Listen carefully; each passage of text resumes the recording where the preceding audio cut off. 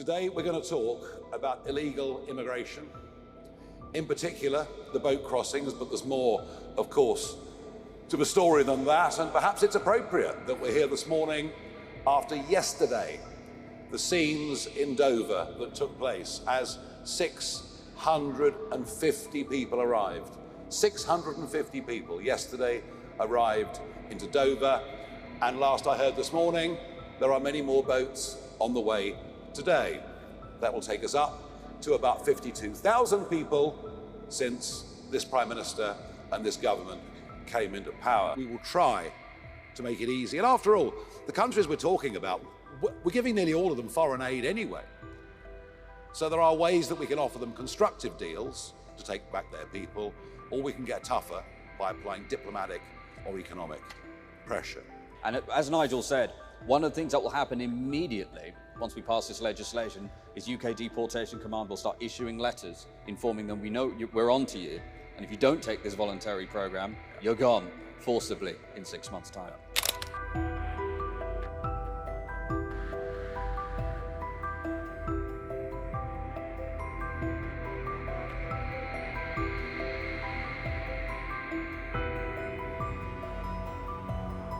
What financial incentives are you suggesting you offer them to take deportees back? Can I be clear that no young man from Iran who arrives by boat should be walking the streets of our country? Under no circumstances.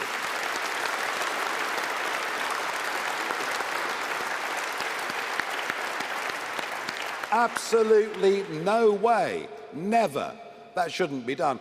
But actually, it's quite interesting that Germany now has this massive deportation flights going, including Iran, I think. Well, what we're seeing, one thing I just want to very quickly make about when we're talking about returning people to Afghanistan or returning people potentially to Iran, or I was asked earlier today, would you send young women, would you send women back to Afghanistan? Well, what about the fact that men from Afghanistan, because it's predominantly men from Afghanistan and Iran are streaming across the channel illegally on almost a daily basis. In fact, sometimes they say, would you send them back to, quote, woman-hating Afghanistan? Well, why are British women being subjected? Because it's not the women who are coming. In fact, most estimates put the total population of women and young girls from Afghanistan in this country legally at less than 2,000. Less than 0.2% of the total illegal migration population. So these are totally bogus questions, frankly, and we should be talking about the much bigger issue about the safety of British women and girls. Yep. Okay.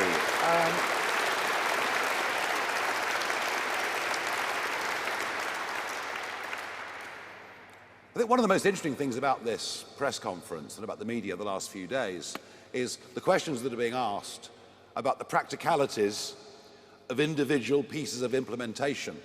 What I notice, there's very little pushback from the media against the idea that we really are in very, very big trouble in this country. And I think every one of you know, it was interesting, I thought Andrew Neil's piece in the Mail on Saturday was very reflective. I think everyone understands we have a massive problem here. We are not very far away from major civil disorder. And so I think the acceptance as a whole of the big picture that we're putting forward shows you that once again, it's reform that are leading national debate. No Hoffman from the Sun. Thank you, Ms. Farage. No from the Sun. You were just mentioning there about this growing anger, this seething anger at Sir Keir Starmer for what some people think putting the human rights of foreign rapists above British families. But there's still around 4 years until another general election, and a lot of people will be feeling very helpless and like they want something to happen quicker than that time. So how would you recommend members of the public should put pressure on a Labour government to do more than just cite human rights laws and actually tackle this issue?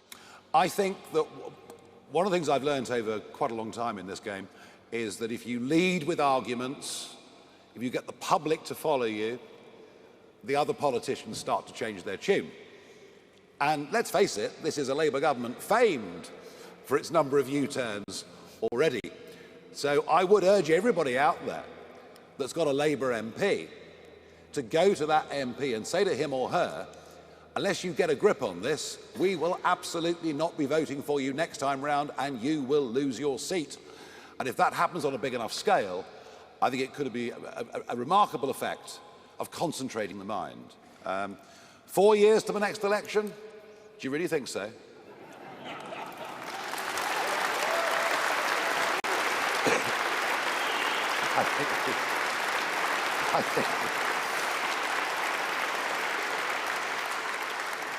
I think the 30-year bond market is giving us a somewhat different indication, particularly as we have a Chancellor of the Exchequer dubbed famously by my colleague Lee Anderson as Rachel from accounts, who is clearly desperately out of her depth.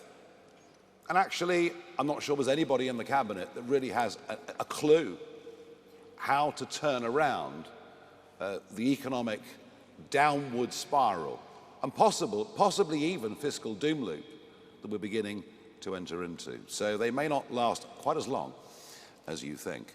Martin Beckford from the Mail.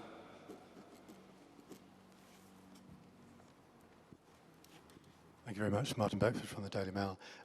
We know that Afghans make up the largest proportion of small boat crossings, about 6,000 in the past year. We know that lots of people who work with British and American forces are still trying to flee the Taliban. Would you make any exceptions for them and allow them to stay? Yes. Or you would? Yes, absolutely. Right. There were brave Afghans who supported the British forces and American forces during that 20-year war, who, of course, absolutely, of course, deserve recompense for the enormous risks they took. And by the way, Martin, you know, just bear this in mind. You know, this country has taken 500,000 refugees since the Brexit referendum.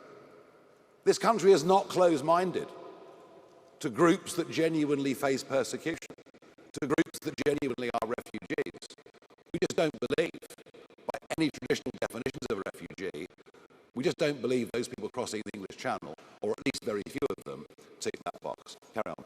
Will you have a scheme continue some of the resettlement schemes? Yes, but of course, once again, the whole thing's been messed up beyond all belief. The list of a couple of thousand interpreters becomes a list of 100,000 people. The whole thing gets leaked. It's a complete and utter shambles. But, you know, where it's right and proper, you know, Operation Restoring Justice would apply to those Afghan interpreters as well. Absolutely. Thank you for your question. Do come in whenever you want. Can I just very quickly mention, to the degree someone wants to make the case for legitimate asylum claims, as no doubt some may exist, those can only ever be taken seriously when you have a secure border and you actually have control about who's coming. This is one of the biggest problems. I put it to you that an infinitesimal number of the Afghans who are crossing the channel illegally served with our military bravely. It will be an infinitesimal number. We know this. So again, this is a big part of what reform is going to do. If you don't have a border, you don't have a country. If you don't have a border, you don't have an immigration policy. We can talk about it all we want. Quite, absolutely, absolutely. Michael Knowles from the Daily Express.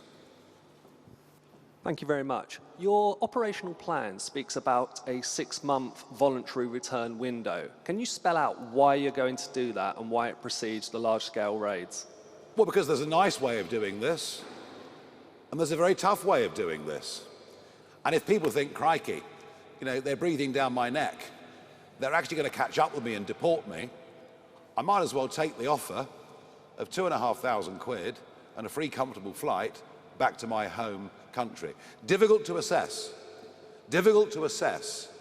just how successful that will or will not be. But if you think, you know, this time next week they're going to be knocking on my door, I suggest quite a few people might take that up. And I think that is, you know, that is part of our sort of carrot and stick approach to individuals illegally in Britain, but equally to other countries as well. Yeah. You know, we will try to make it easy. And after all, the countries we're talking about, we're giving nearly all of them foreign aid anyway. So there are ways that we can offer them constructive deals to take back their people, or we can get tougher by applying diplomatic or economic pressure. Can I just add as well that it's also much cheaper, frankly. I know I might stick in the throat a little bit paying people who are coming illegally, but if you look at the Department of Homeland Security, we've looked a lot at what the Trump administration has done. the DHS have said, their voluntary program's about $1,000, $1,500 relative to $17,000 for an enforced deportation. And as Nigel said, one of the things that will happen immediately once we pass this legislation is UK Deportation Command will start issuing letters informing them, we know we're on to you, and if you don't take this voluntary program, you're gone forcibly in 6 months' time. Today we launch Operation Restoring Justice. And as far as the people of this country is concerned, frankly, these measures can't come soon enough. As you know, we've been running over the course of the last 6 weeks our very successful crime campaign. It's seen us rise further in the polls. It's seen great new recruits, Vanessa Frake and Colin Sutton, joining our party. And today is the last instalment of that campaign ahead of our party conference in Birmingham on the 5th and 6th of September. Today we're going to talk about illegal immigration, in particular the boat crossings, but there's more, of course, to the story than that, and perhaps it's appropriate that we're here this morning after yesterday, the scenes in Dover that took place as 650 people arrived. 650 people yesterday arrived into Dover, and last I heard this morning, there are many more boats on the way today. That will take us up to about 52,000 people since this Prime Minister and this government came into power. The mood in the country around this issue is a mix between total despair and rising anger. And I would say this, that without action, without somehow the contract between the government and the people being renewed, without some trust coming back, then I fear deeply that that anger will grow. In fact, I think there is now, as a result of this, a genuine threat to public order, and that is the very last thing that we want. And I've been saying, of course, for a long time, that it's a growing threat to our national security. And we've seen just recently some arrests made of people that came by boat, and they are suspected of being involved in some form of terrorism. Huge numbers of undocumented young males who throw their passports and iPhone into the English Channel when they get to the 12-mile line, something that I've been out and filmed. These huge numbers of people do constitute a threat. And I suppose the growing anger in the country over the course of the last few weeks is a cultural one, in the sense that many of these young men come from countries in which women aren't even second-class citizens. And frankly, the public have now just had enough. And what began as a protest of mothers and concerned citizens outside the Bell Hotel in Epping has now spread right across the country. And all of it really poses one big fundamental question. Whose side are you on? Are you on the side of women and children being safe on our streets? Or are you on the side of outdated international treaties backed up by a series of dubious courts? The Channel crisis began with a trickle of dinghies in 2018. The numbers in 2018 and 19 were very small indeed. But I began to realize in early 2020 that virtually nobody that came via this route was being deported. They would have been, even in Tony Blair's government time. If you'd done that, you would have been deported, no question about it. And so in early 2020, I repeatedly went out into the English Channel, filming what was going on, saying you may as well put a sign on the White Cliffs of Dover saying everyone welcome. And unless we start deporting people, I predicted this would turn into, and yes, I use the word, invasion. But 180,000 people later, what other word could possibly describe what has been going on. It is an invasion, as these young men illegally break into our country. Well, I did my best in 2020. I warned everybody. I said, unless we deport, the crisis will worsen considerably. But I'm afraid that the Conservative government, for the first few years, did literally nothing. Literally nothing. And then belatedly, they put in place a Rwanda plan, they put in place legislation, but none of it could work because they hadn't got the courage to face up to the legal obstacles that made sure, despite spending huge amounts of money on these plans, that nothing was actually going to happen.